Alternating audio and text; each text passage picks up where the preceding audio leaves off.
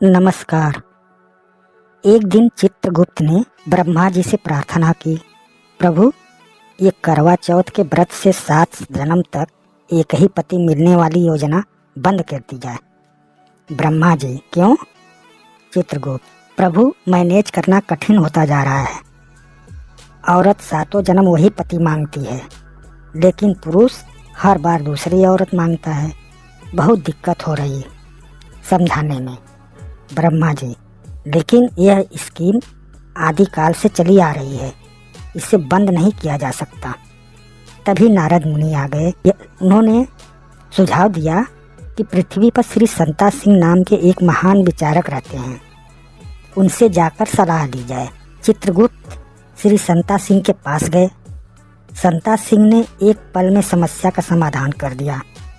जो भी औरत 7 जन्म वही पति डिमांड करे उसे दे दो, लेकिन शर्त ये लगा दो, यदि पति वही चाहिए तो सास भी वही मिलेगी।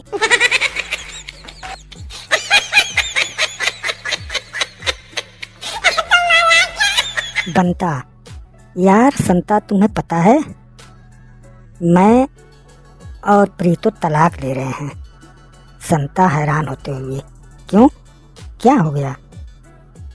तुम दोनों तो बहुत अच्छे से रहते हो। बनता, जब से हम लोगों ने शादी की है तब से प्रीतो मुझे बदलने की कोशिश में लगी हुई है।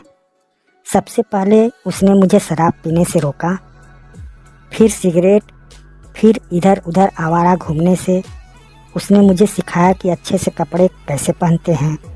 उसने मुझे संगीत और कला के प्रति रुचि आदि सब सिखाए, और स्टॉक मार्केट में कैसे निवेश करना है ये सब भी उसी ने सिखाया। संता ने कहा, क्या तुम बस इसलिए नाराज हो कि उसने तुम्हें बदलने के लिए ये सब किया? अरे मैं नाराज नहीं हूँ, मैं अब काफ़ी सुधर चुका हूँ, तो अब वो मुझे अपने लायक नहीं लगती।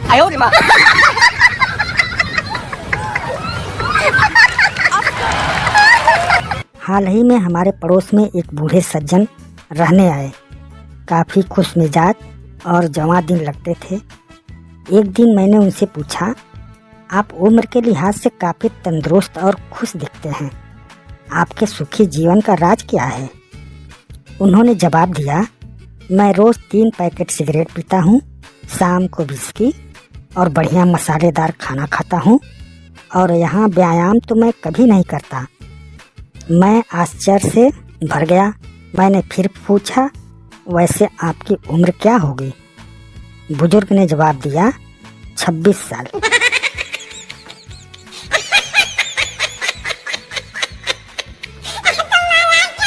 बच्चे के गुम हो जाने पर जो बहुत रोती है, और वो बच्चा फिर अपने घर आ जाए तो उसे तबीयत से धोती है। माँ की ममता समझ से परे होती है। एक औरत तेज चल रही ट्रेन में दौड़ लगाकर चढ़ी तो सभी लोगों ने कहा, कमाल की औरत है, कमाल की औरत है। तो उस औरत ने कहा, कमाल तो मेरा देवर है, मैं तो जमाल की औरत हूँ।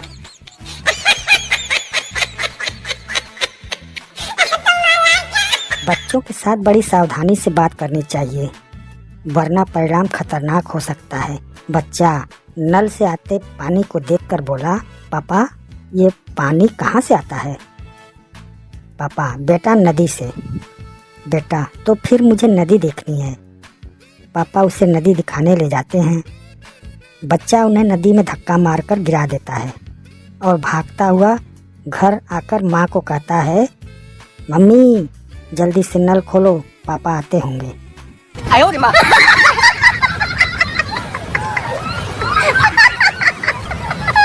वेल्डिंग और वेडिंग में क्या फ़र्क है? दरअसल वेल्डिंग में पहले चिंगारी निकलती है और फिर हमेशा के लिए गठबंधन हो जाता है, लेकिन वेडिंग में पहले गठबंधन होता है और जिंदगी भर चिंगारियां निकलती रहती हैं। No no no no.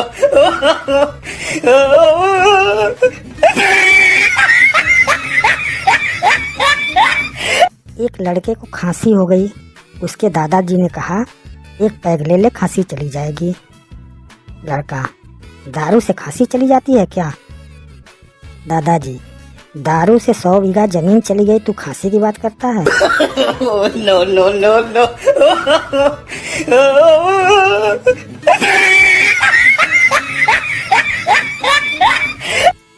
एक बार एक बाप अपने बेटे से मिलने शहर जाता है। वहाँ उसके बेटे के साथ एक खूबसूरत लड़की भी रहती है। तीनों डिनर की टेबल पर बैठ जाते हैं। पापा, बेटा तुम्हारे साथ ये लड़की कौन है? लड़का, पापा ये लड़की मेरी रूम पार्टनर है और मेरे साथ रहती है। लड़का, मुझे पता है कि आप क्या सोच रहे होंगे, लेकिन हम दोनों के बीच कोई ऐसा रिलेशनशिप नहीं है। हम दोनों के कमरे अलग हैं और हम लोग अलग अलग ही सोते हैं। केवल हम लोग बहुत अच्छे दोस्त हैं। पापा, अच्छा बेटा। दूसरे दिन उसके पापा वापस चले जाते हैं। एक सप्ताह बाद लड़की बोली, सुनो, पिछले संडे तुम्हारे पापा ने जिस प्लेट में डिनर किया था वो प्लेट गायब है। मुझे तो शक है कि प्लेट तुम्हारे पापा ने ही चोरी की होगी। लड़का, सड़प, ये तुम क्या कह रही हो? लड़की, तुम एक बार अपने पापा से पूछ तो लो, पूछने में क्या हर्ज है? लड़का, ओके। लड़का अपने पापा को ईमेल लिखकर भेजता है, डियर पापा, मैं ये नहीं कह रहा हूँ कि आपने प्लेट चोरी की। मैं ये भी नहीं कह रहा हूँ कि आपने प्लेट चोरी नहीं की। अगर आप गलती से प्लेट ले गए हों तो प्लीज़ आप उसे वापस कर देना, क्योंकि वो उस लड़की की लकी प्लेट है। आपका बेटा। उसके पापा उसे 1 घंटे बाद जवाब भेजते हैं, डियर बेटा, मैं ये नहीं कह रहा हूँ कि तेरी रूम पार्टनर तेरे साथ सोती है। मैं ये भी नहीं कह रहा हूँ कि वो तेरे साथ नहीं सोती है। अगर इस पूरे हफ्ते में वो लड़की एक बार भी अपने कमरे में अपने बेड पर सो जाती तो उसके तकिए के नीचे ही प्लेट मिल जाती जो मैंने छुपाई थी। तेरा बाप। बाप आखिर बाप होता है।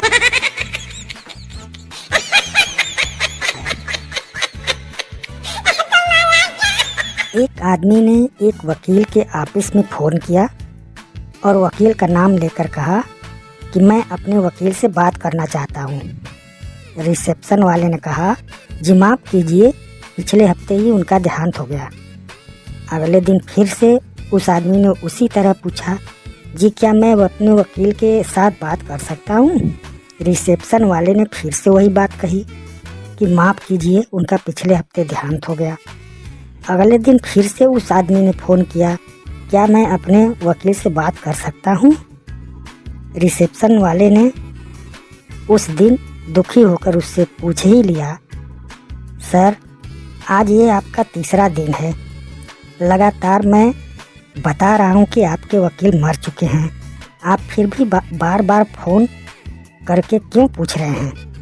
उस आदमी ने बड़ी सहजता से जवाब दिया, क्योंकि यह सुनकर मुझे बहुत खुशी मिलती है कि अब मेरे पैसे बच जाएंगे।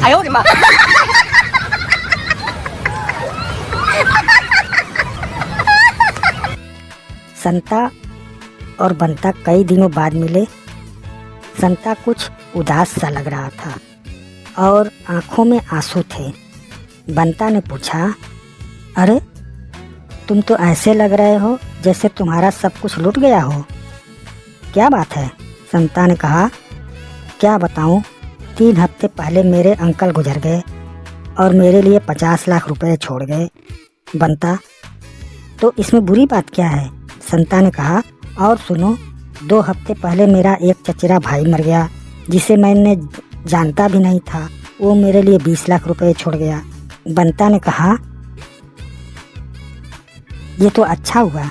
बंता ने कहा, पिछले हफ्ते मेरे दादाजी नहीं रहे और मेरे लिए पूरा 1 करोड़ छोड़ गए। बंता ने कहा, ये तो और भी अच्छी बात है, पर तुम इतना उदास क्यों हो? संता ने कहा, इस हफ्ते कोई भी नहीं मरा। No no no no.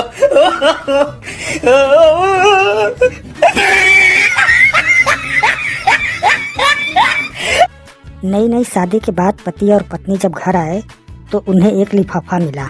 खोल कर देखा तो सिनेमा के 2 टिकट थे रखे हुए थे, लेकिन भेजने वाले का नाम नहीं लिखा था। पति बोला, यह जरूर मेरे किसी दोस्त ने भेजा होगा। पत्नी बोली, ना जी, मेरी सहेली ने भेजी होगी। पति, खैर छोड़ो, किसी ने भेजी हो, हमें क्या। फिल्म का वक्त हो गया है, हमें जल्दी चलना चाहिए। जब दोनों फिल्म देखकर वापस आए तो घर का सारा बहुमूल्य सामान चोरी हो चुका था। वहीं एक लिफाफा मिला जिसमें रखी चिट्ठी में लिखा था, अब तो पता चल गया होगा कि टिकट किसने भेजा था।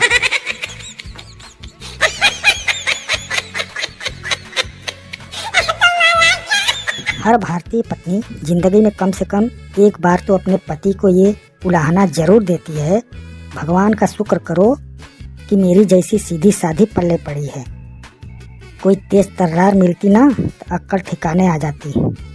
इसके बाद पति बेचारा पूरा दिन इसी डरावनी कल्पना में निकाल देता है कि अगर ये सीधी सादी है तो फिर तेज तर्रार कैसी होती होगी। No, no, no, no.